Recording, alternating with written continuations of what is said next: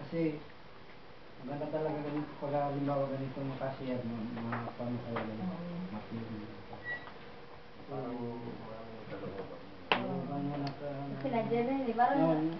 Hindi magte-text si Sister Sandra, pwede na tayo sa inyo. Ha? Pwede na tayo sa inyo. Text nga. Bro.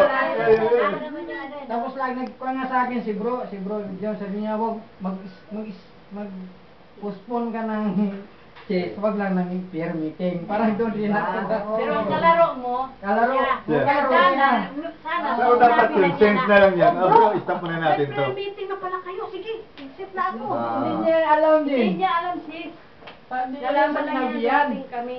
Ikaw pala ang ano, no? Ito talaga ang source. kwan doon. Kung salarin. Nagigil siya sa sarili niya.